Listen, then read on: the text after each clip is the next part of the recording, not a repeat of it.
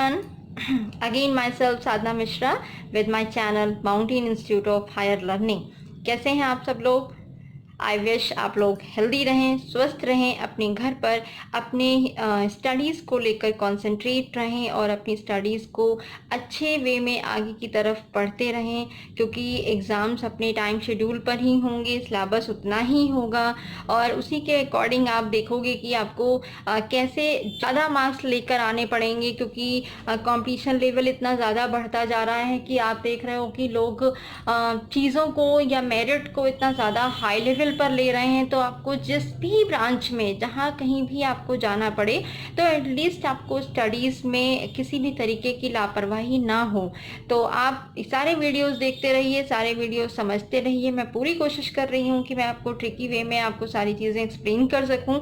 फिर भी आपको कहीं पर भी डाउट रहता है तो प्लीज़ आप मुझसे कॉन्टैक्ट करें अपने कमेंट बॉक्स में अपने क्वेश्चंस के थ्रू, और उनको मैं प्रॉपर वे में आंसर करती रहूँगी। Today we are start to the third chapter of the chapter human reproduction of the class 12th, जिसमें हम ह्यूमन रिप्रोडक्शन के बारे में बात करने वाले हैं कि ह्यूमन रिप्रोडक्शंस में मेल एंड फीमेल गैमेट की फॉर्मेशन कैसे होती है, how they complete the fertilisation process, और किस तरह से गैमेट अपनी प्रोडक्शन लेवल के साथ साथ फर्टिलाइजेशन करता है, इम्प्लांट करता है, कौन कौन से पार्ट उसमें इन्वॉल्व होते हैं, and how many type of hormones are just responsible for the completing of this type of fertilisation. तो कहाँ पर हो रहा है, कैसे हो रहा है, कौन कौन से ऑर्गन उसमें इन्वॉल्व हो रहे हैं, किस तरह से हार्मोन की लैकिंग उसको अफेक्ट कर सकती है, कैसे इम्प्लांटेशन हो रहा है, प्रेगनेंसी कैसे लीड कर रही है, और कौन से हार्मोन्स जो हैं वो प्रेगनेंसी को लीड करवाने के लिए हेल्पफुल होते हैं। इस वीडियो में हम आज आपसे इसी टॉपिक पर बात करने वाले हैं कि जिससे कि ह्यूमन रिप्रोडक्शन के फर्स्ट चैप्टर्स में, क्योंकि 2 चैप्टर्स इससे इंक्लूडेड हैं, एक तो ह्यूमन रिप्रोडक्शन है, दूसरा आपका रिप्रोडक्टिव हेल्थ है, तो ये दोनों ही एक दूसरे से कोरिलेटेड हैं। तो फर्स्टली हम ह्यूमन रिप्रोडक्शन पर बात करेंगे, जहाँ पर मेल रिप्रोडक्टिव सिस्टम और फीमेल रिप्रोडक्टिव सिस्टम को प्रॉपरली आपकी बुक में एक्सप्लेन किया गया है। तो और दूसरी चीज़ मैं ये भी बोलना चाहूँगी कि आप ठीक है, आप बहुत सारे सिलेबस, बहुत सारे हेल्पिंग बुक का यूज़ कर रहे हैं, हेल्पिंग बुक को आप पढ़ रहे हैं, बहुत सारे वीडियोज़ भी आपके पड़े हुए हैं यूट्यूब पर, सब पर आप देखते हो, लेकिन प्लीज़ आप बहुत सारी चीज़ों के साथ, अगर बहुत सारे कंटेंट के साथ आप आगे बढ़ोगे तो maybe according to me उसमें बहुत ज़्यादा कंसंट्रेट कर पाना बहुत मुश्किल हो जाता है, क्योंकि हेल्पिंग बुक में बहुत डिटेल में दे रखा है, बहुत ऐसी चीज़ें दी हुई हैं जो आपके सिलेबस से बाहर है। तो मैं प्रेफर करूँगी कि firstly you make yourself to prepare to the NCERT basic concept. आप NCERT के बेसिक कॉन्सेप्ट को पहले क्लियर करें, उसके बाद आप जाएं। चाहे तो आप नीट के एग्ज़ाम को देख लें, किसी भी एग्ज़ाम को देख लें, तो उसमें आप देखोगे कि उसमें नीट में या किसी भी एग्ज़ाम में सबसे पहला जो बेसिक पार्ट आता है वो आपका NCERT के ही बुक्स में आता है, NCERT के सिलेबस से ही आता है। तो firstly I personally prefer to that कि आप NCERT के कॉन्सेप्ट को क्लियर करिए, उसके बाद आप किसी भी बुक को सपोर्ट के साथ में ले सकते हैं।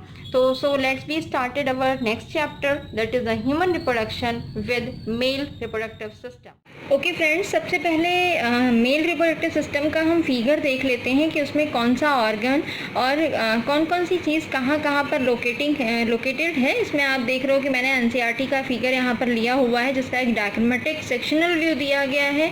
मेल पेल्विस में, pelvis that mean pelvis region यानी लोअर एब्डोमेन का पोर्शन यहाँ पर शो कर रहा है, जहाँ पर आप देख सकते हो कि रिप्रोडक्टिव सिस्टम का पोर्शन यहाँ पर एक्सप्लेन किया गया है। ठीक, तो सबसे पहले यहाँ पर फिगर में हम देखें कौन कौन सी चीज़ है। This one is the testis के साथ में यहाँ पर पेनिस का पोर्शन दे रहा है। पेनिस के साथ ही साथ आप देख रहे हो यहाँ पर वास्ट डिफरेंस है, यूरिनरी ब्लैडर है, एजेकुलेटरी डक्ट है, रेक्टम है, एनस का पोर्शन भी दिया हुआ है, सेमिनल वेसिकल है, बहुत सारे पार्ट यहाँ पर शो कर रहा है। तो मैं यहाँ पर मेल रिप्रोडक्टिव सिस्टम की बात करने वाली हूँ, जिसमें टेस्टिस आप देख रहे हैं। टेस्टिस का आउटर पोर्शन एक स्क्रोटम दैट मीन एक पाउच लाइक स्ट्रक्चर है, जिसके अंदर टेस्टिस प्रेजेंट होता है।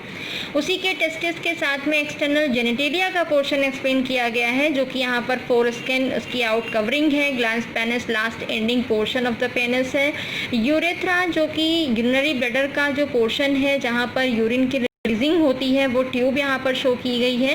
प्रोस्टेट ग्लैंड है, prostate gland, bulbo urethral gland और सेमिनल वेसिकल, ये तीनों ही ग्लैंड्स मैं फिर से रिपीट कर दे रही हूँ। प्रोस्टेट ग्लैंड, बल्बोयूरेथर ग्लैंड और इसके साथ ही साथ सेमिनल वेसिकल की जो ग्लैंड यहाँ पर तीनों दी गई हैं, ये आपकी सेक्स एसेसरी ग्लैंड और डक्ट हैं जो कि स्पर्म की नरिशमेंट और बहुत सारे पार्ट्स के लिए रिस्पॉन्सिबल होती हैं। इस पर मैं बाद में बात करूँगी।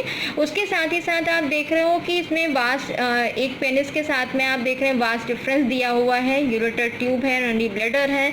ये सारे पोर्शन स्पर्म के ट्रांसपोर्टेशन के लिए हेल्पफुल है। ठीक, तो ये जो पार्ट यहाँ पर दिखाया गया है, this one is only the location as well as the situation of the main different parts of the male reproductive system. अब हम उसके बाद में उसके टीएस व्यू की बात करते हैं।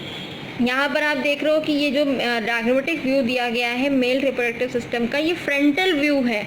यानी अभी ऊपर वाला जो आपने देखा था ये साइड व्यू था, अब इस साइड व्यू को ही हम यहाँ पर फ्रंट व्यू में देख रहे हैं। फ्रंट व्यू में आप देख रहे हैं मेन पेनिस का यहाँ पर टीएस लिया हुआ है, टेस्टिस का यहाँ पर इन्होंने टीएस दिखा दिया है। इसी के साथ साथ टेस्टिस के अंदर कौन कौन से पार्ट होते हैं, कैसे स्पर्म की फॉर्मेशन होती है और वो स्पर्म कैसे यहाँ से ट्रांसपोर्ट होता हुआ मेन पेनिस के थ्रू बाहर इजेक्ट किया जाता है, दैट मीन कैसे वो रिलीज आउट किया जाता है, and how many glands are responsible for the transportation of this part and how sperm is just taking the nourishment and which gland is responsible for that. तो यहाँ पर glands के portion दिए गए हैं, इसके अलावा यहाँ पर सारे पार्ट दिए गए हैं। तो ये टीएस का व्यू है, मैं एक बार इसमें समराइज कर दे रही हूँ।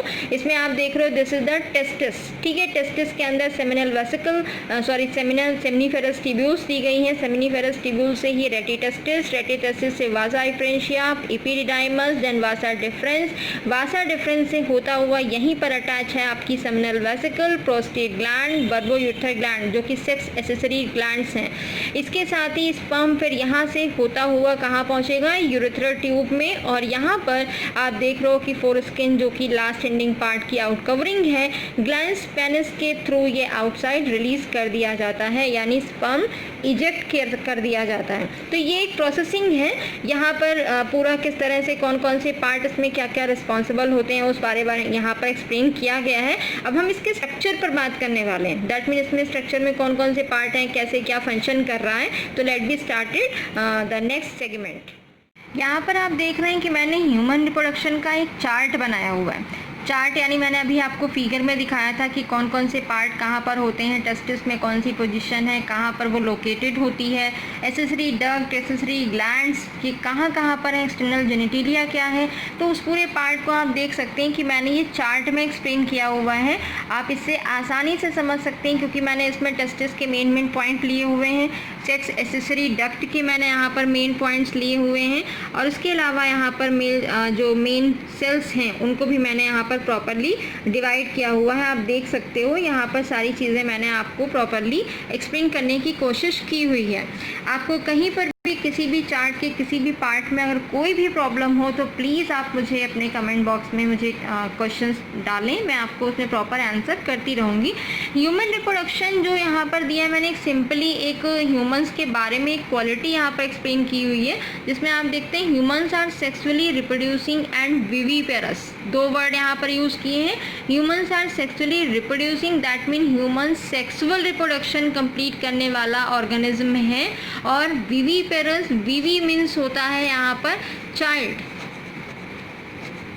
दो वर्ड यूज किए जाते हैं, एक होता है ओविपेरस, ओवी का मतलब है यहाँ पर ओवा, ठीक है, यानी जो ओवा लेइंग एनिमल्स होते हैं उनको हम बोलते हैं ओविपेरस, और जो विविपेरस एनिमल्स हैं उन्हें हम चाइल्ड लेइंग एनिमल्स भी बोल सकते हैं। तो ह्यूमंस आपको पता है कि सेक्सुअल रिप्रोडक्शन के बाद में चाइल्ड को वो लेइंग करता है, चाइल्ड को वो रिलीज़ करता है, क्योंकि उनका जेस्टेशन पीरियड के बाद में आप देखते हो कि कंप्लीट एक छोटा सा एक ह्यूमन बींग ही डेवलप होता है, तो उसे हम विविपेरस एनिमल बोल सकते हैं। Again I repeated, humans are sexually reproducing and viviparous organism. Okay, human reproduction में फर्स्टली हम बात करने वाले हैं मेल रिप्रोडक्टिव सिस्टम पर।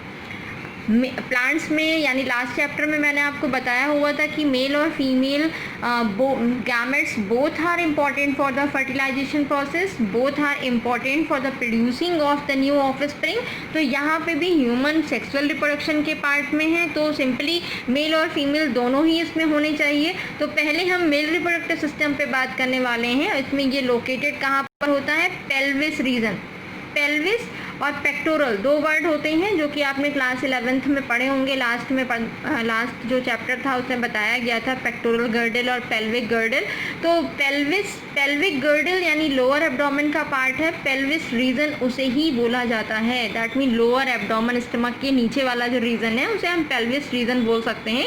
वहाँ पर ये लोकेटेड होता है मेल रिप्रोडक्टिव सिस्टम। अब उसमें आप देख रहे हो कि इसमें क्या क्या चीज़ें इंक्लूडेड है। तो firstly we are discuss about the testis पे हम बात करने वाले हैं, क्योंकि टेस्टिस ही मेनली एक ऐसा ऑर्गन है जो कि स्पर्म को रिलीज करने के लिए रिस्पॉन्सिबल है। टेस्टिस में आप देख रहे हो कि ये कहाँ सिचुएटेड है, मैंने मेन पॉइंट्स में यहाँ पर दिया हुआ है, इससे कि आसानी से आपको समझ में आएगा। Testis situated outside the abdominal cavity, abdomen के बाहर की कैविटी में प्रेजेंट होता है और वो एक पाउच लाइक स्ट्रक्चर होता है जिसे हम बोलते हैं स्क्रोटम, जिसको मैंने फिगर में ऑलरेडी आपको बताया हुआ था, जिसमें आप देख रहे थे कि ये पेनिस का रीजन था और इसके बाहर आउटसाइड एक यहाँ पर स्ट्रक्चर दिया हुआ था। तो ये क्या है, एब्डोमेन यानी स्टमक के रीजन के बाहर का पोर्शन है, एब्डोमिनल पोर्शन। तो वहाँ ये एक पाउच लाइक स्ट्रक्चर है, इसलिए इसको क्या बोल रहे हैं, स्क्रोटा। अब स्क्रोटम का मेन फंक्शन ये why it is located to the outside of the body, तो इसका मेन फंक्शन क्या है, स्क्रोटम हेल्पफुल है किस लिए, ये मेंटेन करता है लो टेम्परेचर, क्योंकि बॉडी का टेम्परेचर आप ऑलरेडी जानते हो कि 37 डिग्री सेंटीग्रेड अबव होता है, 37 है। तो और लेकिन स्पर्म फॉर्मेशन के लिए टेम्परेचर रिक्वायर्ड है मिनिमम टू मिनिमम, यहाँ पर आप देख सकते हो रिक्वायर्ड टेम्परेचर मैंने ऑलरेडी शो किया हुआ है 2 to 2.5 डिग्री सेंटीग्रेड। तो स्क्रोटम का यानी जो पाउच है इसका बॉडी के आउटसाइड लोकेटेड होने का रीज़न है कि ये लो टेम्परेचर को यहाँ पर मेंटेन कर सकता है 2 to 2.5 डिग्री सेंटीग्रेड। और ये लो टेम्परेचर किसके लिए रिक्वायर्ड है, स्पर्मेटोजेनेसिस के लिए। हर एक टेस्टिस में, अब हम टेस्टिस के इनसाइड बात करें, टेस्टिस के अंदर यानी इसके अंदर, अब आप देख रहे हो कि ये क्या है, पाउच है, इसके अंदर पूरा ये टेस्टिस लोकेटेड है। इसके अंदर अप्रॉक्सीमेटली कितने कंपार्टमेंट्स हैं, 250 कंपार्टमेंट्स यानी 250 चैम्बर्स हैं, जिनको क्या बोल रहे हैं, टेस्टिकुलर लोब्यूल्स। टेस्टिकुलर लोब्यूल्स इन चैम्बर्स को बोल रहे हैं। अगेन आई रिपीटेड, स्क्रोटम के अंदर टेस्टिस है और टेस्टिस के अंदर 250 कंपार्टमेंट्स प्रेजेंट होते हैं।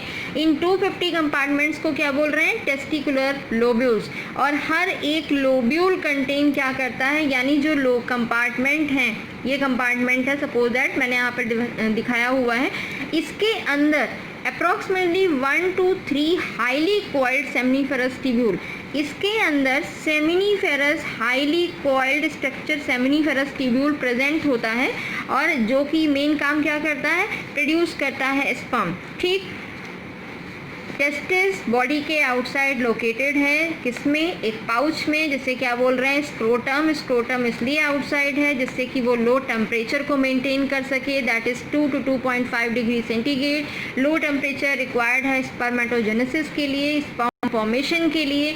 जब हम टेस्टिस की बात करते हैं तो टेस्टिस में अप्रॉक्सीमेटली 250 कंपार्टमेंट्स होते हैं, जिन्हें हम क्या बोल रहे हैं, टेस्टिकुलर लोब्यूल। और टेस्टिकुलर लोब्यूल के अंदर 1 to 3 highly coiled seminiferous tubules होती हैं और उनका मेन फंक्शन क्या होता है, स्पर्म को रिलीज करना।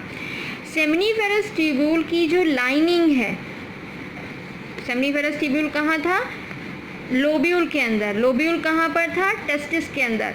सेमिनिफेरस ट्यूब्यूल की जो लाइनिंग है वो 2 टाइप की सेल्स की बनी हुई होगी, इनसाइड और आउटसाइड। इनसाइड जो है वो 2 टाइप सेल्स से बना होगा, mail germ sales and Sertoli cells. Germ cells का मेन काम है स्पर्म की फॉर्मेशन करना और सर्टोली सेल्स का काम है स्पर्म जो बना हुआ है उसे न्यूट्रिशन प्रोवाइड करना, जिससे कि प्रॉपरली वो अपने आप को नरिश कर सके और जो अगली फर्दर प्रोसेस है उसे वो कंप्लीट कर सके। ओके, नेक्स्ट जो दे रहा है इनसाइड क्या थी, 2 type cell, male germ cells और सर्टोली सेल। जर्म सेल का काम था स्पर्म की फॉर्मेशन करना और सर्टोली सेल का काम है स्पर्म को नरिशमेंट प्रोवाइड करना। दूसरा, आउटसाइड जो सेमिनिफेरस ट्यूब्यूल की सेल्स हैं उन्हें क्या बोल रहे हैं, इंटरस्टिशियल स्पेसेस। और वो कंटेन क्या करती हैं, स्मॉल ब्लड वेसल्स और दूसरी इंटरस्टिशियल सेल्स और लीडिंग सेल्स। अब मैंने स्टार्टिंग में ही, इंट्रो में ही आपको बताया हुआ है कि स्पर्म की फॉर्मेशन के लिए, गैमेट बनने के लिए हमें हार्मोन्स की भी ज़रूरत होती है। वो हार्मोन्स जो कि प्रॉपरली प्रोसेस को कंटिन्यू करने में हेल्पफुल होती है। तो वो कौन सी सेल्स हैं? तो यहाँ पर जो आउटसाइड सेल्स दिखा रहा है, आउटसाइड में यहाँ पर प्रेजेंट सेमिफरस ट्यूब्यूल, जिसमें सेमिफरस ट्यूब्यूल के आउटसाइड एक स्पेस है जिसे बोल रहे हैं इंटरस्टिशियल स्पेसेस। और यहाँ क्या है, स्मॉल ब्लड वेसल्स और इंटरस्टिशियल सेल्स, जिन्हें लीडिंग सेल्स भी बोल सकते हैं। तो दोनों का मेन काम क्या है? ब्लड वेसल्स तो आपको पता है कि ब्लड वेसल्स जो है ब्लड को ट्रांसपोर्ट करने के लिए होती हैं, जिसके थ्रू वो nutrition, oxygen and other essential elements को ट्रांसफ़र किया जा सके। लीडिंग सेल का मेन काम क्या है? सिंथेसाइज यानी बनाना और सिक्रीट करना, किसको?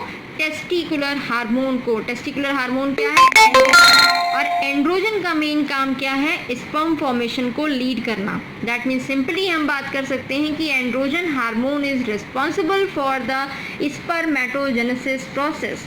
ठीक है, ये मैंने पूरा पार्ट आपको यहाँ पर बताया हुआ है। टेस्टिस का पोर्शन, टेस्टिस में पार्ट में सेमिफरस ट्यूब्यूल का इनसाइड आउटसाइड की सेल्स हैं, जहाँ पर male germ cells, Sertoli cells, leading cells. यहाँ पर मैं अब आपको बता सकती हूँ कि बोर्ड एग्जाम में कौन कौन सी चीज़ें इंपॉर्टेंट हैं। इसका स्ट्रक्चर तो इम्पॉर्टेंट है ही, लेकिन सर्टोली सेल का मेन फंक्शन क्या है, लीडिंग सेल का मेन फंक्शन क्या है, कौन सा हार्मोन स्पर्मेटोजेनेसिस को लीड करवाता है, ये सारे पार्ट आपके बहुत ही इंपॉर्टेंट हैं, जो कि 1 मार्क 2 मार्क्स में कंट्रोल किया जाता है, उन्हें कर सकते हैं। इसके अलावा स्क्रोटम का मेन फंक्शन क्या है, why it is located to the outside of the body, जो कि मैंने यहाँ पर ऑलरेडी आपको रीज़न बता दिया है। ठीक है, तो अब हम बात करेंगे नेक्स्ट पार्ट। अब दूसरा पार्ट जो है हमारा वो क्या है? Sex accessory duct. Sex accessory duct का मतलब है कि कौन कौन से पार्ट हैं जो स्पर्म फॉर्मेशन, जिसको मैंने अभी बताया था कि स्पर्म फॉर्मेशन हो गई है किसमें? टेस्टिस में। तो टेस्टिस के बाद इस स्पर्म को कैसे, कहाँ, आगे कौन कौन से ऑर्गन के साथ में किसकी किसकी हेल्प से इसे आगे की तरफ मूव करवाना है। तो नेक्स्ट हमारा जो पोर्शन होगा वो क्या होगा? सेक्स एक्सेसरी डक्ट, जहाँ पर आप देख रहे हो कि मैंने इसे 4 पार्ट्स में डिवाइड किया हुआ है। रेटी टेस्टिस, वासा इफ्रेंशिया, एपिडिडाइमस, वासा डिफरेंस। फिगर में मैंने ऑलरेडी इन सबकी पोजिशंस आपको दिखाई हुई हैं, and they all are responsible for the transportation of the sperm from one part to second part and just lead to the sperm ejection। तो accessory duct में क्या है? सबसे पहला पार्ट है रेटिटेस्टिस। इसे हम एक कह सकते हैं कि स्पर्म रिजर्वायर है ये, क्योंकि जब स्पर्म टेस्टिस से रिलीज़ होता है तो सबसे पहले उसे कलेक्ट करने वाला, उसे एज ए रिजर्व की पार्ट की तरह उसे वहाँ पर स्टोर करने की जो प्रोसेसिंग कर रहा है वो कौन कर रहा है? रेटिटेस्टिस। रेटिटेस्टिस के बाद में स्पर्म को ट्रांसफ़र किया जाता है वासा इफ्रेंशिया में, और ये वासा इफ्रेंशिया का मेन रोल यहाँ पर है कि रेटिटेस्टिस से स्पर्म को लेना और उसे ट्रांसपोर्ट कर देना नेक्स्ट पार्ट तक। एपिडिडाइमस उसी का नेक्स्ट पोर्शन है, जहाँ पर आप देख रहे हो एक हाईली कॉइल्ड स्ट्रक्चर है। कॉइल्ड स्ट्रक्चर के पार्ट में ही इसका मेन काम क्या? आए हुए स्पर्म्स को, यानी rete testis to vasa efferentia and vasa efferentia just transported all the sperms to the epididymis, and here all the sperms are just released, stored in epididymis, और फिर कहाँ ट्रांसफ़र हो रहा है? ट्रांसपोर्ट किया जा रहा है टेस्टिस से आगे की तरफ। ये सारे पार्ट तो ऑलरेडी आपके टेस्टिस से अटैच थे, टेस्टिस के पोर्शन में ही हैं, लेकिन अब जो टेस्टिस से ट्यूब जो बाहर निकल रही है वो कौन सी है? वासा डिफरेंस, जो यहाँ पर ऑलरेडी पार्ट मैंने यहाँ पर शो किया हुआ है। Again I repeated, accessory duct में rete testis, vasa efferentia and epididymis, all these 3 parts are attached to the testis and both all these are responsible for the transporting of the sperm from one part to second part. सबसे पहले collect करना as a reservoir, उसे वहाँ पर store करना, फिर transport करना एपिडाइमस के कॉइल स्ट्रक्चर तक स्पर्म्स को, फिर स्टोर करना और फिर टेस्टिस से इसे रिलीज आउट कर देना। कहाँ पर? वासा डिफरेंस में।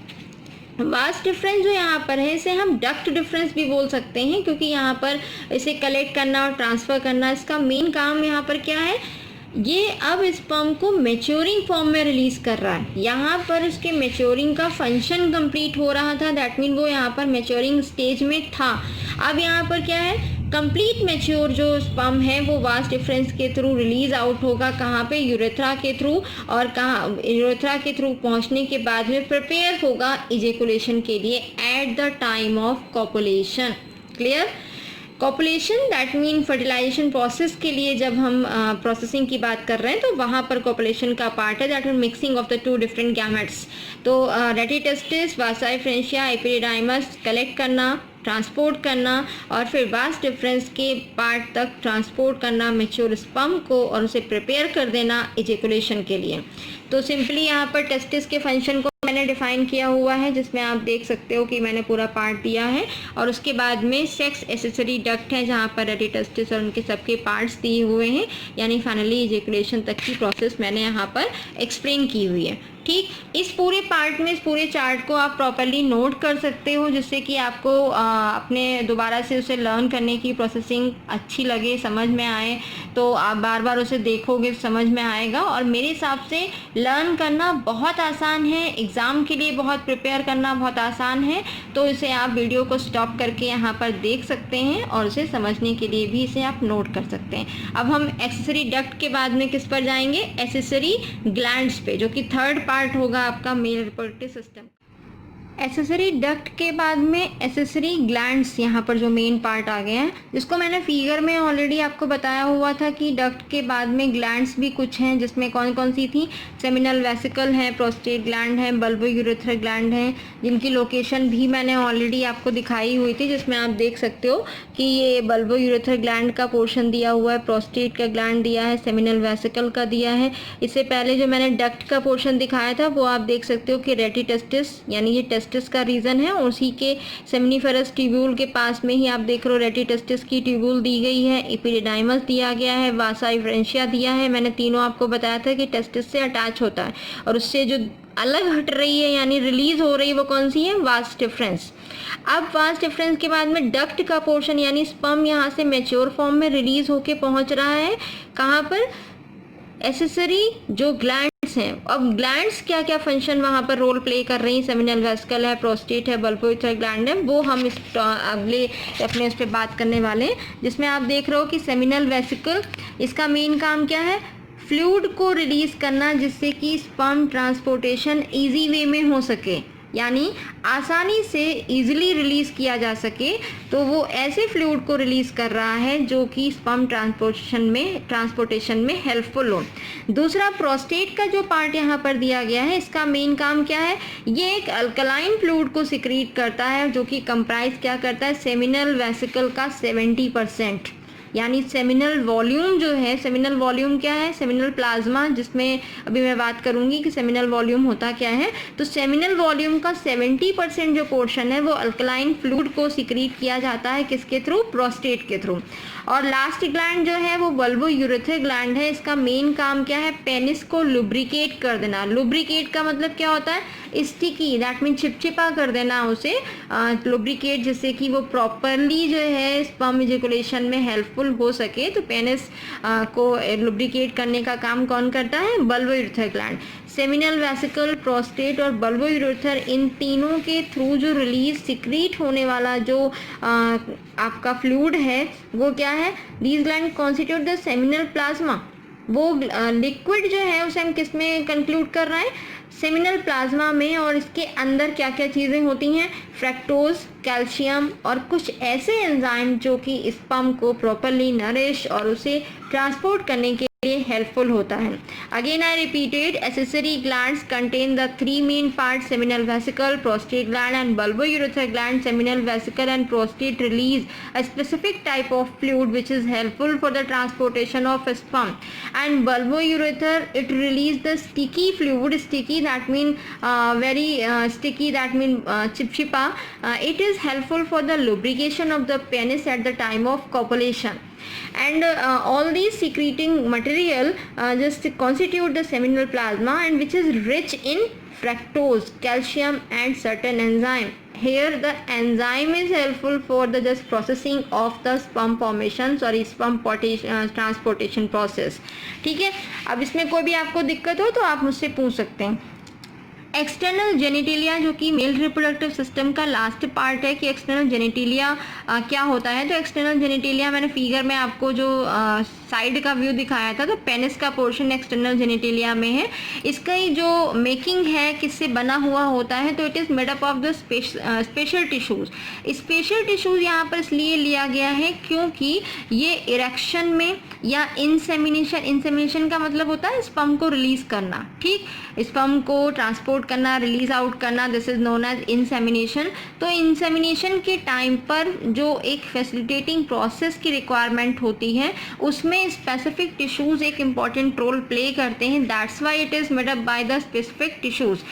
इसका जो लार्ज एंडिंग है, दैट मीन पेनिस का जो पोर्शन है, इसमें एंडिंग का पार्ट अगर हम बात कर रहे हैं तो आप देखोगे यहाँ पर जो एलोंगेटेड ट्यूब है, एलोंगेटेड ऑर्गन है, इसका जो लास्ट एंडिंग पोर्शन है this is known as glans penis, last ending part of the penis, and it is covered by the loose fold, यानी यहाँ पर जो स्किन होगी वो लूज फोल्ड की कवरिंग में होगी, जिससे हम क्या बोल रहे हैं, four skin, and by which this is the ureter tube. यहाँ पर यूरेथ्रा ट्यूब है जो कि आपकी नली ब्लैडर से रिलीज आउट होती है।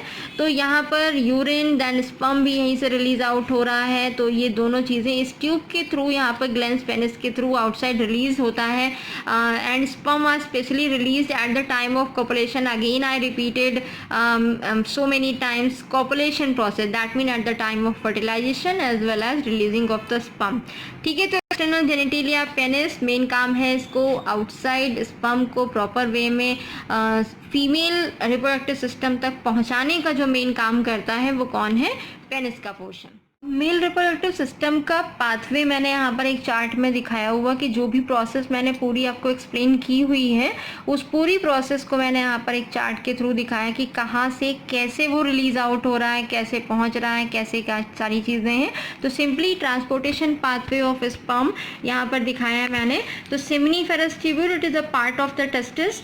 सेमिनिफेरस ट्यूब्यूल जो टेस्टिस का है वो ओपन किस में हो रहा है, वास एफरेंशिया में, और वास एफरेंशिया में ओपन होने के लिए उसे एक मीडिएटर यानी एक वाया प्रोसेस चाहिए, वो है रेटिटेस्टिस। तो सिंपली सेमिनिफेरस ट्यूब्यूल की ओपनिंग किस में हो रही है, वासा एफरेंशिया, लेकिन उसकी ओपनिंग रेटिटेस्टिस के थ्रू हो रही है।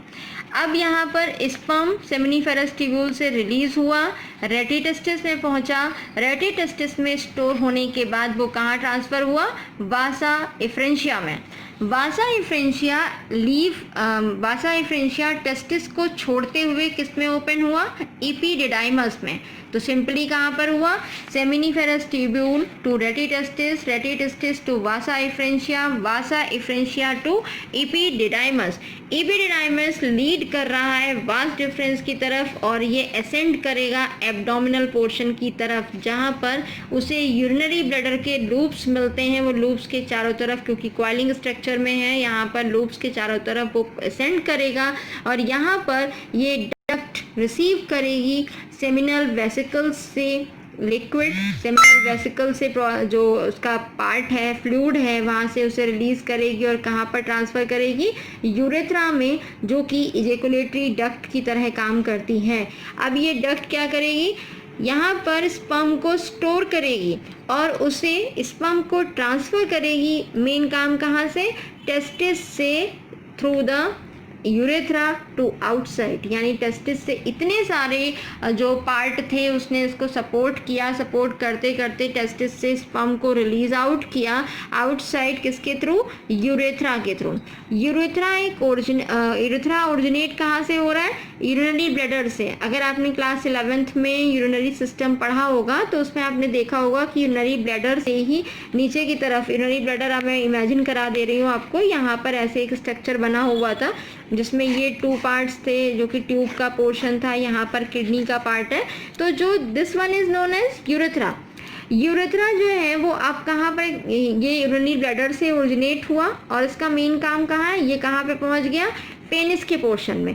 पेनिस में यहाँ पर ये पेनिस जो है वो एक्सटर्नल जेनिटेलिया है और यहीं पर ही एक्सटर्नली इसकी ओपनिंग होगी, जिसकी वजह से इसको क्या बोल रहे हैं, यूरेथ्रल मेटस, यानी जो इसका जो पॉइंट था ये पॉइंट पेनिस में ओपन हो रहा है, जिसकी वजह से उसे क्या बोल रहे हैं, यूरेथ्रल मेटस जो कि पेनिस के साथ में अब स्पर्म को रिलीज आउट करेगा। यहाँ पर मैंने कुछ एक पॉइंट दिया है। यूरिनरी मेटल्स जो है वो है क्या, इसको सिंपली हम एक्सटर्नल यूरेथ्रल ओरिफाइस बोल सकते हैं। ये इसका एक मेन काम है, एक्सटर्नल पार्ट में है, पेनिस में इसको ओपनिंग हो रही है and is the opening of the urethra, urethra के साथ ओपनिंग हो रही है। और ये एक ऐसा पॉइंट है जहाँ पर यूरेथ्रा यूरिन को एग्जिस्ट करता है, यानी वहाँ पर उसको रिलीज आउट करने का मेन काम करता है। तो मेल्स में ये एक पर्टिकुलर पॉइंट है जिसके थ्रू यूरिन की रिलीजिंग होती है। ओके, यहाँ पर हमारा पूरा मेल रिप्रोडक्टिव सिस्टम कंप्लीट हो जाता है, जिसमें मैंने सारी चीज़ें आपको एक्सप्लेन की हुई हैं। इसमें आप देख सकते हो कि ये मैंने चार्ट पहला एक्सप्लेन किया हुआ था, उसके बाद में सेकंड पार्ट इसमें एक्सप्लेन किया है, सेकंड पार्ट के बाद में इसमें थर्ड जो इसका पाथवे था वो मैंने एक्सप्लेन किया हुआ है। थैंक यू सो मच, आपने मेरे इस वीडियो को देखा। अगर इस वीडियो को आपको अच्छा लगे तो प्लीज़ आप अपने फ्रेंड्स को शेयर करें, लाइक करें, कमेंट करें और ज़्यादा से ज़्यादा लोगों में उसे ट्रांसफ़र करें। और कोई भी अगर कहीं पर भी कोई भी प्रॉब्लम है तो प्लीज़ आप कमेंट बॉक्स में अपने क्वेश्चंस को पुट अप करें। अच्छा लगे तो लाइक ज़रूर करें। Thank you so much.